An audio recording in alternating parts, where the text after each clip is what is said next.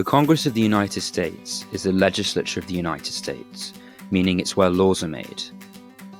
Congress is made up of two houses, the House of Representatives, or just the House, which has 435 members and 6 non-voting members, and then there's the Senate, which has 100 members.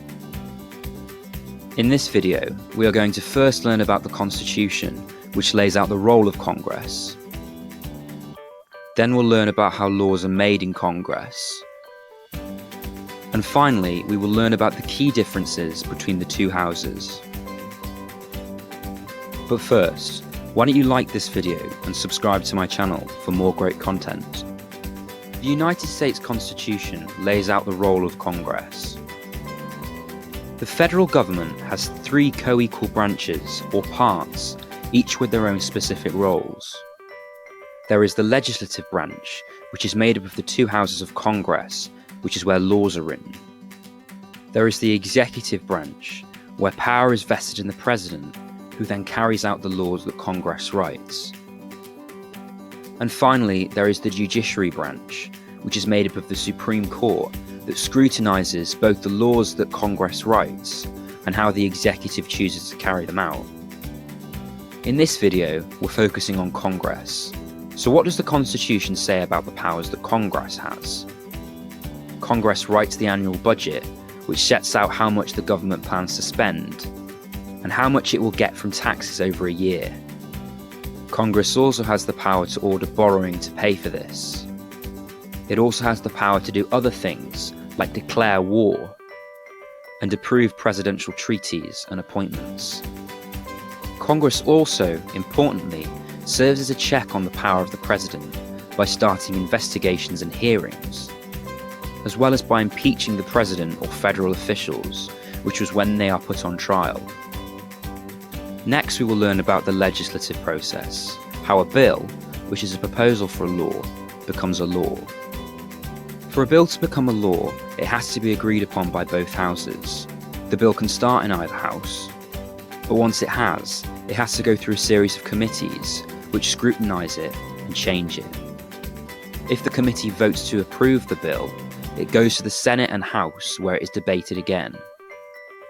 In the House, debate can only go on for a certain amount of time, because there are so many members compared to the Senate. And because, unlike in other legislative systems, like the United Kingdom, the Speaker of the House is not an impartial figure. They can decide what is voted on, and how long it is debated on, or even if something will be debated in the first place. On the other hand, in the Senate, debate can go on for much longer. And members can filibuster, which is when they talk for so long the bill doesn't get voted on. If the bill is agreed upon by both houses, it goes to the president, who has to sign it into law. The president can veto bills, which means he or she refuses to sign them into law. But if a 2/3 majority votes against this veto, the bill is made into a law regardless. You might be thinking that the president doesn't have much power over legislation. But he or she does in fact have more indirect power as the leader of a political party, meaning the president can set the tone for legislation in Congress. As well as this, it is the president as the executive who decides how the laws that Congress sets are carried out, but that's for another video. Next, what are the key differences between the House and the Senate? For starters, the Senate is much smaller than the House, having only 100 members, compared to the House's 435. The House is also elected more often, every 2 years, whereas 1/3 of the Senate is up every 2 years. You have to be older than 30 to run as a senator, 25 in the House.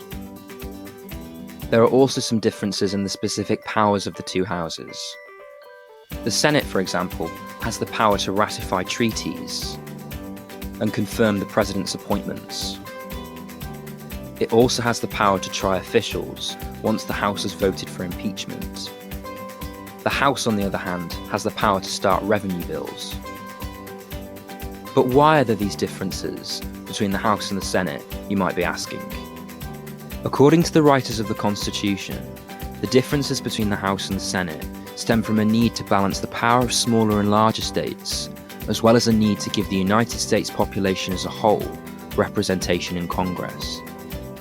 The United States is a federal republic, meaning it combines a strong national government with maintaining the sovereignty of individual states. One way in which Congress ensures this is through the different makeup of the members of the two houses. The Senate maintains the interests of the states. There are 2 senators per state, so every state is equal. Smaller states are thus overrepresented. The House, on the other hand, maintains the interests of the people. The states with more people in them have more representatives. As James Madison says in the Federalist Papers, this means the House has more of an immediate dependence on and intimate sympathy with the people. What adds to this is the fact that the House is up for election every 2 years. It directly responds to the changing public opinion of the population across the United States. Individual senators, on the other hand, are up less often, every 6 years. A third of senators up every 2 years. Before 1913 and the 17th Amendment, senators weren't even elected, instead being appointed by state legislatures. Because senators spend less time trying to get re-elected, it makes the Senate more free from the pressures of public opinion than the House.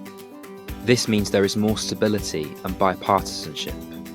The fact that debate is nearly unlimited in the Senate further reflects this stability and time afforded to pore over things, whereas in the House it is limited. There is pressure to get legislation passed quickly to sate the population at large. That's the United States Congress. I hope you enjoyed my video. Don't forget to like, share and subscribe. Thanks for watching.